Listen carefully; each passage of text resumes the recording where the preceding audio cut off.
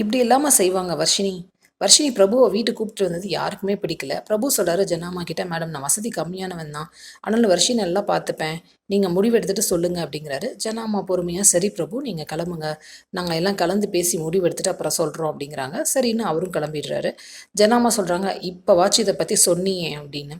இல்லை ஜனாமா, நீங்கள் இவ்வளோ சீக்கிரமாக எனக்கு கல்யாணத்துக்கு எனக்கு பார்ப்பீங்கன்னு எனக்கு தெரியாது அப்படின்னு சொல்கிறாங்க வர்ஷினி. சரி, இதை பற்றி அப்புறம் பேசுவோம், யாரும் வர்ஷினி கிட்ட கோவமாக பேசக்கூடாது, இந்த விஷயத்தை பற்றி இப்போதைக்கு யாரும் அவகிட்ட பேச வேணாம் அப்படின்னு சொல்லிட்டு போயிடுறாங்க. ஆனால் சிவி மட்டும் வர்ஷினி கிட்ட போய் கத்துன்னு கத்துறாரு. உங்களுக்கு எல்லாம் அந்த பிரபுவை பார்த்தா நல்லவனா தெரியுது, எனக்கு அவனை பார்த்த நல்ல அபிப்பிராயமே வரல, நீ இனிமேல் அவனை மறந்துரு, நீ இன்னும் அவன் பின்னாடி தான் சுற்றுவேன்னு சொன்னால் அப்புறம் நான் ஒரு அண்ணனா என்ன பண்ணுவேன்னு எனக்கே தெரியாது அப்படின்னு கோவத்தில் பயங்கரமாக கத்திட்டு போக வர்ஷினி டென்ஷன் ஆகிடுறாங்க.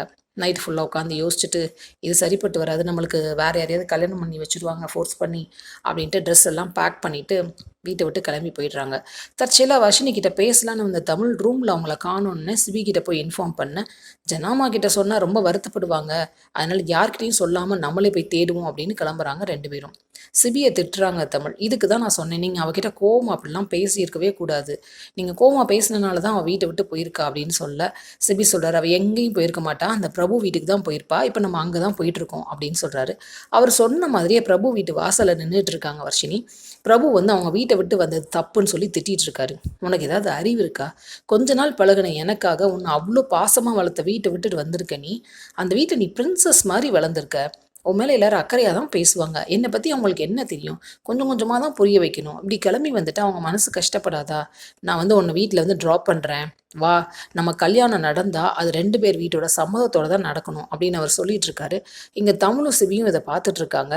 ஆனால் சிவிக்கு பெரிய அபிப்பிராயம்லாம் வரல இன்னும் பிரபு மேலே. அவர் ஏதோ பிளான் பண்ணிட்டு இருக்காருன்னு அவர் நினச்சிட்டு இருக்காரு. இவங்க ரெண்டு பேரும் வந்ததை பிரபு பார்த்துடுறாரு. சிபியை பார்த்துட்டு உங்ககிட்ட தனியாக பேசணும் அப்படின்னு கூப்பிடுறாரு. வர்ஷினி பண்ணது தப்பு தான், அவள் சின்ன பொண்ணு, ஏதோ தெரியாமல் முடிவெடுத்துட்டா, உங்களுக்கு ஏதாவது கோபம் இருந்தால் அந்த கோபத்தை என்கிட்ட காட்டுங்க, அவளை திட்டாதீங்க அப்படின்னு சொல்ல, நீ என்ன ப்ளே பண்ண ட்ரை பண்ணுற அப்படின்னு அப்பையும் கோவமாக தான் கேட்குறாரு சிபி. எனக்கு ஒன்று பார்த்தாலே பிடிக்கல அப்படின்னு நேரடியாக பிரபு கிட்ட சொல்ல, பிரபு சொல்கிறாரு, எனக்கும் தான் உன்னோட பணத்துமுறை பிடிக்கல, அதுக்கு என்ன பண்ண முடியும் அப்படின்னு அவரும் சொல்ல, ரெண்டு பேரும் பேச்சுவார்த்தை நடத்த அது கட் ஆயிடுது. வர்ஷினியை கோவமாக கூப்பிட்டுட்டு போயிடுறாரு சிபி. வீட்டுக்கு போகிறதுக்கு முன்னாடி ஒரு இடத்துல இறங்குறாங்க. சிபி பயங்கரமாக வர்ஷினியை திட்ட, எனக்கு ஃபோர்ஸ் பண்ணி கல்யாணம் பண்ணி வச்சிருவீங்களோன்னு நினச்சி தான் நான் போனேன் அப்படின்னு வர்ஷினி சொல்ல, உனக்கு ஏதாவது வேணும்னா நீ உன்னோட சைடு இருக்கிற நியாயத்தை எடுத்து சொல்லி பொறுமையாக வீட்டில் பேசணும், அதை சாதிச்சு தான் வாங்கணுமே தவிர இப்படி எல்லாரையும் கஷ்டப்படுத்துகிற மாதிரி நடந்துக்க கூடாது, வீட்டை விட்டு இனிமேல் வெளில போக மாட்டேன் அப்படின்னு சத்தியம் பண்ணு அப்படின்னு தமிழ் கேட்க அவங்களும் சத்தியம் பண்ணிடுறாங்க. அப்புறம் 3 பேரும் வீட்டுக்கு வராங்க. அங்கே பார்த்தா மீனா தூங்காமல் நடந்துக்கிட்டு இருக்காங்க. எங்கே போனீங்க 3 பேரும்? இவளை தேடி நான் ரூமுக்கு போனேன், ஆளையே காணோம், இவள் தப்பான முடிவு எதுவும் எடுத்துட்டாலும் நானே பயந்து போயிருக்கேன் அப்படின்னு மீனா சொல்ல, இல்லை சும்மா பக்கத்தில் தான் போயிட்டு வரோம் அப்படின்னு சொல்லி சமாளிக்கிறாங்க சிபியும் தமிழும்.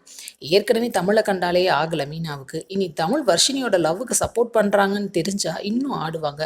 அடுத்து என்ன நடக்க போகுது வெயிட் பண்ணி பார்ப்போம். சீரியல் அப்டேட்ஸ்க்கு எங்கள் சேனலை சப்ஸ்கிரைப் பண்ணுங்கள். மீண்டும் அடுத்த அப்டேட்டில் சந்திப்போம்.